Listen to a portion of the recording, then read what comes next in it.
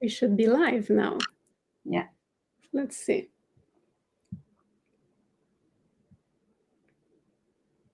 I think we said there was a small delay, right? So yeah, it's 10 seconds. And I don't know if there is also a timer for 1 p.m. Yeah, it's starting. It's starting. That's great. Yeah. Yeah, we're good to start. Small delay, right? So yeah, it's 10 seconds. And I don't know if there is also a timer for 1 p.m. I think I can't stop now. Starting.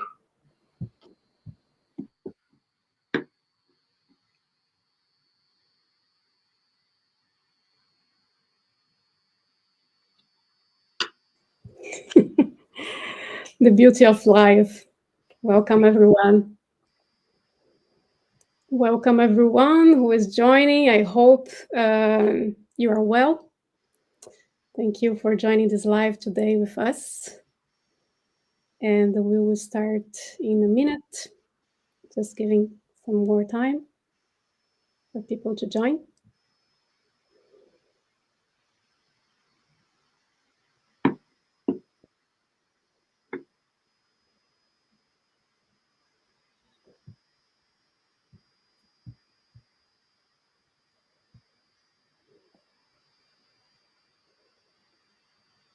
So yeah, I think we can start. Hello, everyone. So welcome. And to those who don't know me, my name is Daniela Felletti. I use the pronouns she, hers. And as a diversity, equity, and inclusion practitioner, I'm also a speaker and educator. I seek to awaken minds by challenging perceptions. And I do this through my work on supporting leaders and organizations developing and implementing inclusive leadership, deconstructing unconscious bias. I bring with me this cultural sensitive, intercultural, and intersectional lens.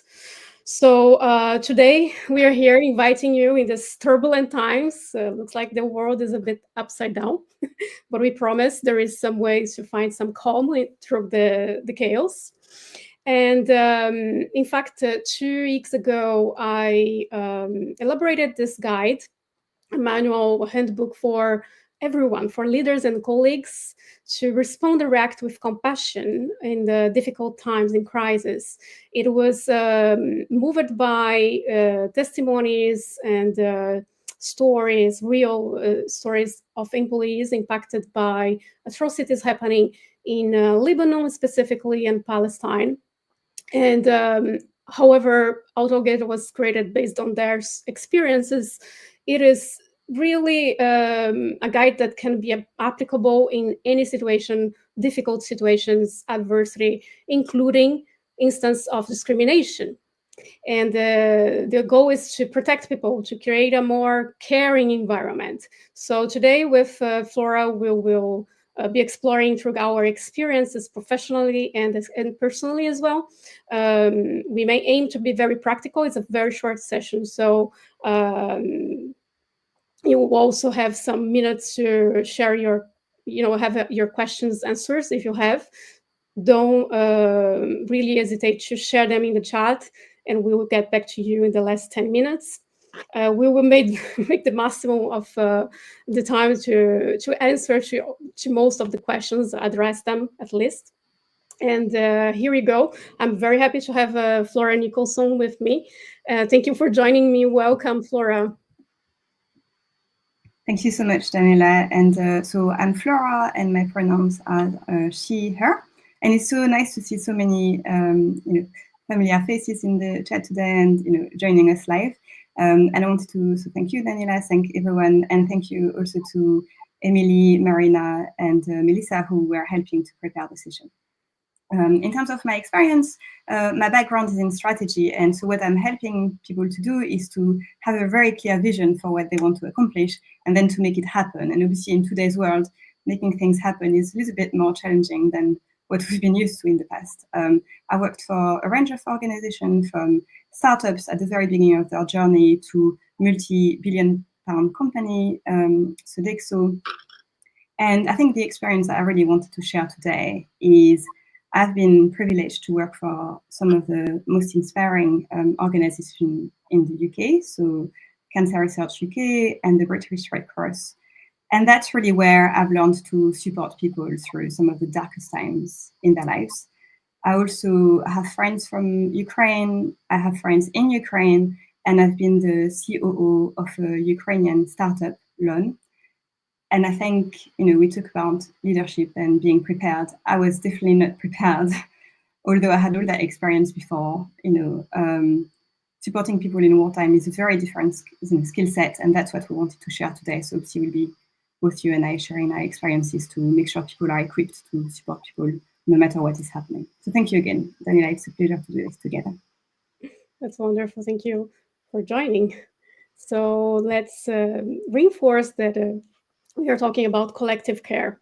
Collective care should be a priority right now in the organizations if you want to have a healthy environment and also productive, right? Because also research shows that a caring environment will increase the engagement of your employees and loyalty, therefore retention, attraction. So it is so important. It's a people care approach. So people first approach. And let's start by talking about leadership, right? Because we start, this manual that I created, the handbook, is for everyone, colleagues and leaders, but we will start by the leaders because they lead by example. They're the drivers. And by small actions, you can change so many things. Being more flexible, supporting the other, but by not minimizing their experience, the lived experiences, distributing tasks and etc. So instead of listing you what you should do, I really believe this story from Flora will be so valuable. I know, Flora, you went through some situation where you had an overwhelming reaction from a leader. And would you like to share with us a little bit, please? Totally. Thank you so much for this, Daniela. I mean, you talk about the role of the leader, in these tough times, and what we say or don't say really makes a difference to people's experience. And I think it's normal. Sometimes we want to ask a question or we want to make things better, but we can't, and we will say the wrong thing. So the example I have is, in 2015, there were terror attacks in France. We had terror attacks in January where journalists were killed. And then in November of the same year, many civilians died. And my family is in Paris, and I was really worried about them. And then when I found out that they were safe, thankfully, we are still grieving as a nation. It was a very difficult time, and I'm an expat, so I couldn't be there. It was difficult. And I remember coming into work the next day, and I had just started a new role, so I had a really big team. I was under a lot of pressure, and my boss at the time, we were talking. I just come in, and he said, "Why France?" I remember thinking, I have no idea how to answer this. I'm really upset. I have no idea. But if I don't answer that, and I don't make you feel better about that question, you might see me differently at work, and I might have issues in terms of doing my job. So I have to find an answer that satisfies you, even though I'm the one who is affected. And I think that's a really important principle to remember, which is to not, you have the list of do's and don'ts in the guide, so to not make small talk, to really just listen to the person and be fully present, even though you might want to just interject, really listen and be present to people's experience. Wow, it highlights so well the fact that in my guidebook, the handbook, I mentioned don't overwhelm people with information. You just highlighted it, and also highlighted what would you expect, right? Like being listened. Just as a leader, you can be there practically in a practical and moral way. You basically will listen and understand if this person needs flexibility. if distribution of tasks is important, and so on.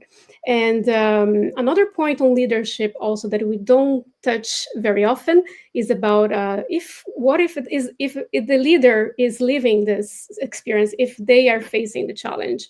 So we have so many stories of leaders feeling isolated, and if they need to help their team, how can they help them if they don't have access to the help themselves? So we start by within, and creating a caring environment. It means to everyone, because leaders can also go through the stress that their teams can go as well together. So we need to also break the stigma of leadership needing to be strong all the time, not showing vulnerability, and etc. So we will explore now again with Flora, because I know you have some experience to share in this perspective now, in the leadership side. How would you add as insights from your own experience professionally that went through as well to help us? Thank you so much. Yeah, thank you, Daniela, because I think what you just said, it makes so much sense. Often we think about even collective care, but we think everybody apart from the leader, and that doesn't make sense. Actually, we don't have to be the heroes. A lot of the time, we are as much out of our depth as the people that we are trying to support and lead and guide. So how do we do that? So the example, if I come back to the example of the terror attacks, I was already feeling out of my depth because I was in a new role, and then a situation, extremely traumatic situation happened. So how do you do that? There are three things that helped me at the time. One is when I was working for the Red Cross, I completed their providing psychosocial support training, and some of these tips we'll be able to share in the chat actually. So I think the first thing that I was learning to do in that training was who is in your support network. And what I would encourage people to do now is to list, if there is a crisis, and you have to do that before the crisis happens. If there is a crisis, who are the three people who are top of mind for you that you want to call? You need to have three people because the first one may not be available, the second one may be in a meeting. You need to talk to someone. You need to have somebody available. And so that's what I did. I reached out to my friends and family. The other thing that was really important, and that's something that I didn't do well at the time, was you have to limit your news intake. This is really important. At the time, I read every single article, I wrote every live, every single testimony, because I was so much in shock that I couldn't get enough information. But the truth is, the news is not necessarily going to tell you how. I had direct contact with my family. Sometimes you may not be able to have direct contact with the people affected, but the news is not going to give you that. So you need to make sure that you are very clear on the boundaries there. And the third thing that's really important is how do you recharge? Because these are really difficult experiences. You may not be able to sleep or eat properly. You need to have practices that help you get through that time. For me, I really love going for walks. No matter what's happening, I force myself to go out and have a little bit of time in nature. I have singing lessons, and I don't cancel. I still turn up, even though that might be actually difficult that week. And actually what my singing teacher was, I was talking to her about this event, and she said, well, if we're thinking about calmness, we can cultivate calmness. It's something that we are growing and nurturing. So I think these three things are really important. So, your support network, limiting your news intake, and then having practices that help you get through it. That's a very good point to touch. Thanks for sharing, Flora, your story again. Really appreciate it. In fact, when you talk about self-care is so important, we started with collective care. Both goes together. In fact, we need some energy to give to the collective as well. We need to balance. But I would also reinforce that collective care is self-care, because with everything happening in the world, we cannot ignore what's happening, right? Of course, in your case, you don't need to overwhelm yourself because you have already the information on the ground of people you care of. So you need to find the ways of canalize and balance. But also another point is to not also forget that we should not be alone. So you mentioned having supportive system around, and more we take care of each other, less taboo and stigma we will find in the workplace and also in our personal environment. That's why I will add the example as well. An experience that I had with this company that I worked with in audit. I did a qualitative audit where, usually you have access to employees one-to-one confidential conversation. And this employee shared that they were a foreigner in France and not speaking the language. And they were very worried about their friends in Gaza, who were actually part of the humanitarian aid, and they were also someone very, very connected to social justice and was suffering, just feeling isolated. And they told me, I just don't know with who talk. It's the first time I'll tell someone about that, because at work I cannot talk to anyone. It's so hard right now. I don't know how people will react, if I will be judged. And even to find, psychological health, it was hard for this person. So in my report, it was highlighted in a anonymous way that we need to create a support system also, and also how they can get help without being stigmatized as well. So going through collective care is about that, like creating a people first environment where we will listen to each other with no judgment. We will go through difficult conversations. We'll also have boundaries, because we know that we cannot force people neither to share if they are going through something difficult. We need to be there in a practical and supportive way, also understanding the boundaries. So I think the time is running very soon. So I will continue with Flora. You already mentioned some of your takeaways on practical ideas of what to implement from now on. I invite people to download the manual, because I did it in 6 languages. It can be very, very helpful. But what would you reinforce here? I mean, I think, first of all, the resources are brilliant, and it's great to have them in different languages so people can access them in the language that they need. I think that's really important as well. And I can see some of the questions starting to come in the chat as well, so we can start to look at that. Actually, I think in terms of sharing resources, Daniel, I think somehow I can't access the chat, but if you can add the resources in the comments, is that something like the Red Cross resources that I mentioned earlier? Is that do you have access to that? Yep. If not, we'll add it to the page after. So I think what I really want to reinforce is, I think generally this was we're sharing practices now, but definitely like supporting people through war. If I think about Ukraine, that was one of the hardest things I've ever had to do in my life and in my career. Like, it's just a different level of horror and tragedy that we have to deal with, and we may feel out of our depth, and that's completely normal. So I'm not there saying to people, it's just easy, do these 3 steps and you'll be fine. No, it will test you, it will change you, and that's why it's even more important to look after yourself, because you are doing with something that is so extreme that you need to be able to recover from it somehow. That's really important. So I think, just in terms of finishing, I think my 3 key messages again that I wanted to repeat was, make sure that you have people looking after you and to support you. Make sure that you limit your news intake, and practicing self-care. So think about, again, I was talking about 3 people you can talk to, but what are 3 things you can do to make yourself, recover, and plan them, have them in your diary. Because often, things go out through the window when we are in a crisis and we don't do these things. That we have to do it. We have to do it.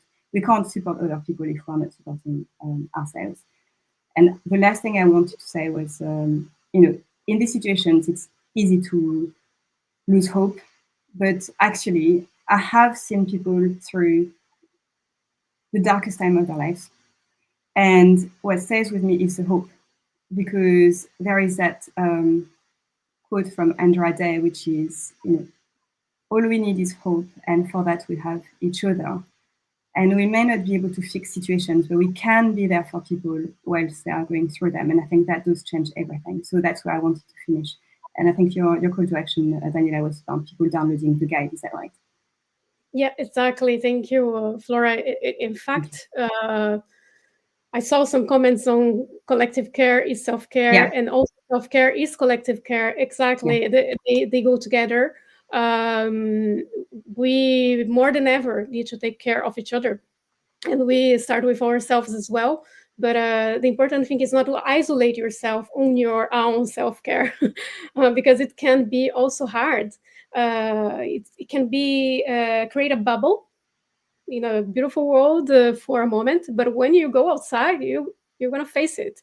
So it's important to be surrounded and engaged together in solutions, right? We focus on how can we help each other, be practical, and educate yourselves. We need to go through through it together. And that's it. I really invite you to download the handbook and also give me your feedback. It has 6 languages in the language you prefer. You go there, no need to registration. I think we can also answer some questions, so we can go through the the Q&A and use a little of the time. There is a question from Caroline around, which is really good. And hello, Caroline. So it's about, how do we make sure? So yeah, exactly. This is perfect. So how do we make sure, this is top of the list? I mean, I think what's interesting is that this has to be a priority before it becomes really a crisis situation for the organization. Does that make sense? This is something that we have to start now. And what I find interesting is that everybody in this call will have circles of influence. So who can you talk to? And if you see that it's not a priority for your organization, how can you be that agent of change? Can you have a lunch and learn, and say, okay, now we're going to watch the Red Cross video and we're going to discuss it, or we're going to have 5 minutes at the end of the day to check in.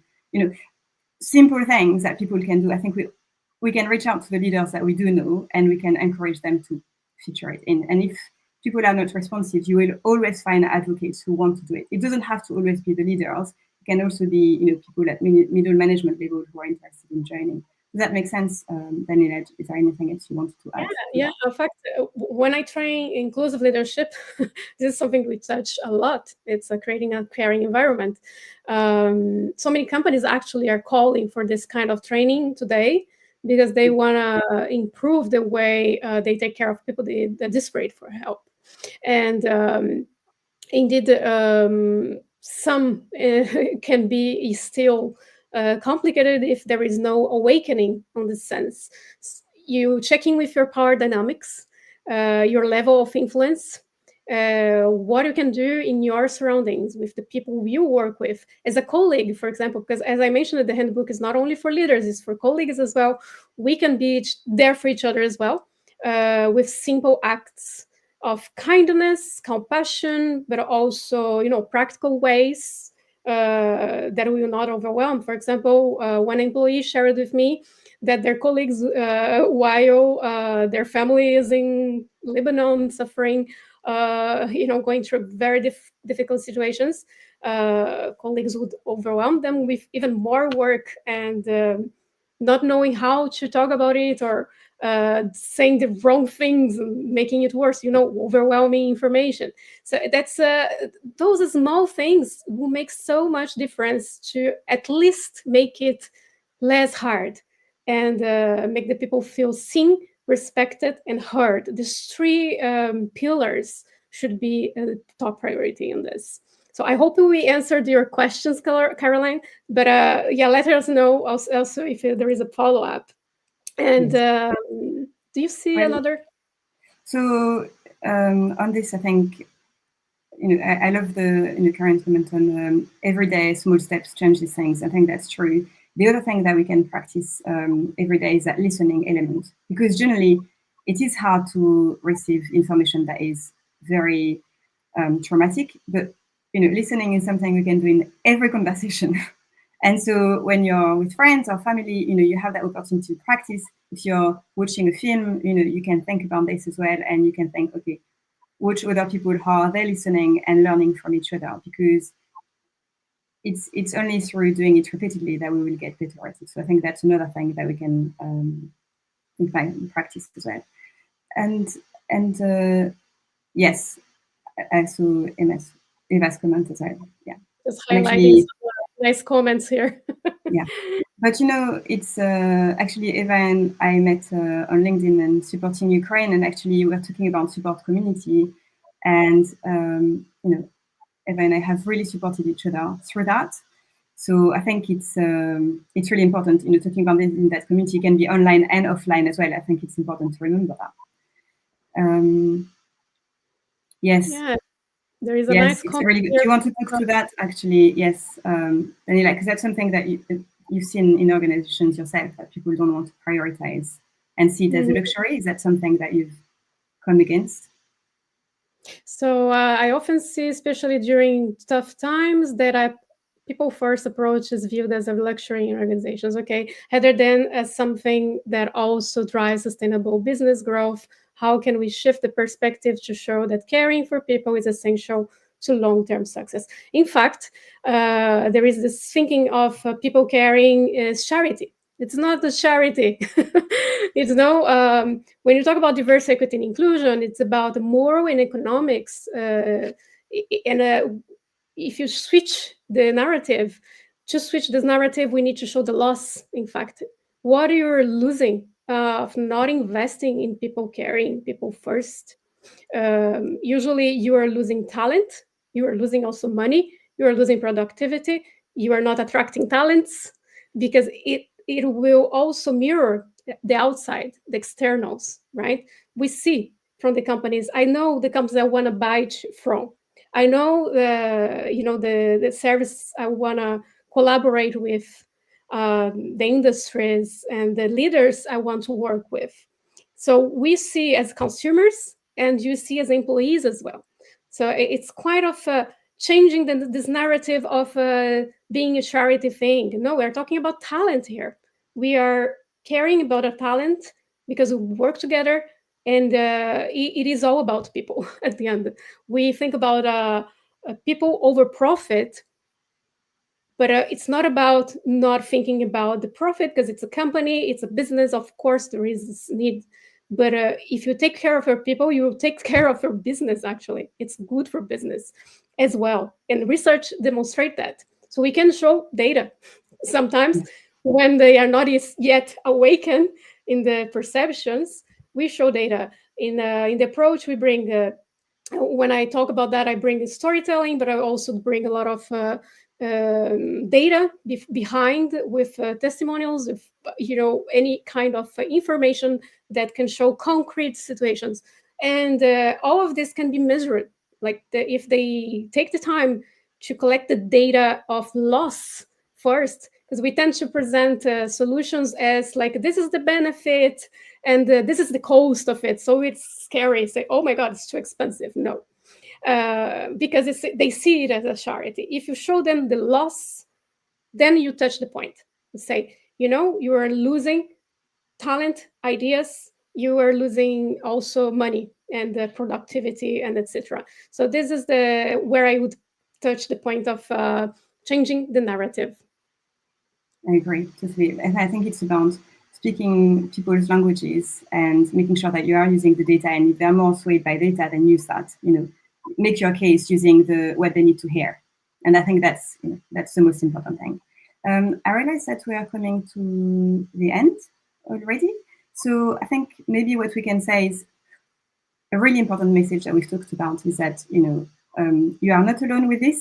We've shared some of our most important tips, but of course you can always reach out to Daniela or to myself. You can download the guide. You can, you've met some great people as part of this chat. You can reach out to each other as well. I think it's really important. That's probably the main message from this call. Is like, we have given you the start, and we are still we remain here to support people. I think that's important. Was there anything else, Daniela, that you wanted to mention as well?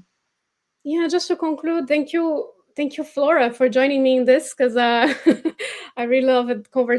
Having the conversation on private with you was already amazing. I think we helped each other as well so much. So doing this live, I think it was beneficial to anyone who wants to watch the recording as well. It will be recorded.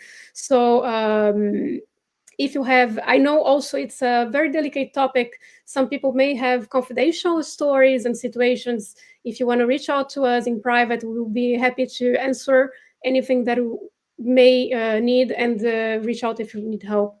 I hope it'll be helpful for you, the manual, the handbook, but also this live.